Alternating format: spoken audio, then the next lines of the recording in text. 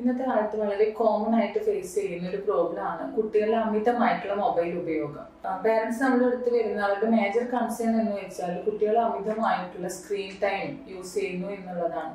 അത് കാരണം അവരിൽ പല ബിഹേവിയറൽ ഇഷ്യൂസും വെർച്വൽ ഓട്ടിസം പോലുള്ള പല പ്രശ്നങ്ങളും ഉണ്ടാകുന്നുണ്ട്. അപ്പൊ ഇത് എങ്ങനെ മാറ്റാം എന്ന് ചോദിച്ചിട്ടാണ് പല പേരൻസും നമ്മുടെ അടുത്ത് വരുന്നത്. അപ്പൊ അവരോട് സംസാരിച്ചുകൊണ്ടിരിക്കുമ്പോൾ നമുക്ക് പെട്ടെന്ന് കാണാവുന്ന ഒരു ഇൻട്രസ്റ്റിംഗ് ആയിട്ടുള്ള ഒരു ഫാക്ടർ എന്താണെന്ന് വെച്ചാൽ ഈ പേരൻസിന്റെയും മൊബൈൽ ഉപയോഗം വളരെ കൂടുതലായിരിക്കും.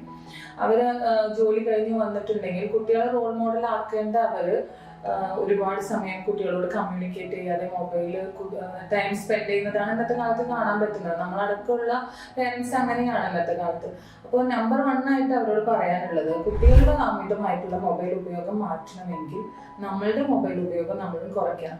കുട്ടികളുടെ അടുത്ത് കുറേ സമയം ഇരുന്ന് കമ്മ്യൂണിക്കേറ്റ് ചെയ്യുക, അവരുടെ അടുത്ത് കളിക്കുക, അവരോട് ഒരുപാട് ഇൻഫോർമേഷൻസും ജനറൽ നോളജ് കറണ്ട് അഫയേഴ്സ് ഒക്കെ സംസാരിക്കാനുള്ള സമയമാക്കിയിട്ട് ഈവനിങ് ടൈം സ്പെൻഡ് ചെയ്യുക. അതൊക്കെയാണ് നമ്മൾ ചെയ്യേണ്ടത്. അപ്പോൾ ഒന്നാമത്തെ കാര്യം നമ്മൾ അവരുടെ റോൾ മോഡൽ എന്നുള്ളതാണ്. രണ്ടാമതായിട്ട് നമുക്ക് ചെയ്യേണ്ട കാര്യം ഒരു കൃത്യമായിട്ടുള്ള ഒരു ഷെഡ്യൂൾ സെറ്റ് ചെയ്യുക. അവരുടെ ഡെയിലി ആക്ടിവിറ്റീസിനെ കൃത്യമായിട്ടുള്ള ഒരു ഷെഡ്യൂൾ സെറ്റ് ചെയ്യുക. രാവിലെ എണീക്കുക, ഭക്ഷണം കഴിക്കുന്ന സമയം, മൊബൈൽ എത്ര സമയം ഉപയോഗിക്കാം, കളി, ഇതൊക്കെ ഒരു കൃത്യമായിട്ടുള്ള ഷെഡ്യൂൾ സെറ്റ് ചെയ്യുക എന്നുള്ളതാണ് രണ്ടാമത്തെ ഇമ്പോർട്ടൻ്റ് ആയിട്ടുള്ള കാര്യം. പിന്നെ മൂന്നാമത് വരുന്ന ഒരു കാര്യം എന്താണെന്ന് വെച്ചിട്ടുണ്ടെങ്കിൽ, നമ്മളെല്ലാവരും വർക്കിംഗ് പാരൻസ് ആണല്ലോ. അപ്പോൾ പാരൻസ് ജോലിക്ക് പോയി കഴിഞ്ഞാൽ ഈ കുട്ടികളെ ടേക്ക് കെയർ ചെയ്യുന്നത് വീടുകളിൽ മിക്കവാറും ഗ്രാൻഡ് പാരൻസോ വേറെ ബേബി സിറ്റേഴ്സോ സർവൻസോ അങ്ങനെയൊക്കെ ആയിരിക്കും. അപ്പോൾ ഇത് നമ്മൾ അവരിൽ ഇംപ്ലിമെന്റ് ചെയ്യാൻ നോക്കുന്ന റൂൾസ് കൃത്യമായിട്ടും ഗ്രാൻഡ് പാരൻസും അവർ നോക്കുന്ന കുട്ടികളെ ടേക്ക് കെയർ ചെയ്യുന്ന എല്ലാവരും അത് സ്ട്രിക്റ്റ് ആയിട്ട് ഫോളോ ചെയ്യാൻ ശ്രമിക്കണം. അല്ലാതെ പാരൻസ് മാത്രം നോക്കിയിട്ട് കാര്യമില്ല.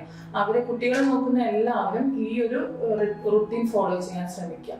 നാലാമതായിട്ടുള്ള ഒരു കാര്യം, കുട്ടികൾ പെട്ടെന്ന് സ്ക്രീൻ ടൈം കുറയ്ക്കാൻ നോക്കരുത്. ഒരു ഗ്രാജുവൽ റിഡക്ഷൻ സ്ട്രാറ്റജിയാണ് വേണ്ടത്.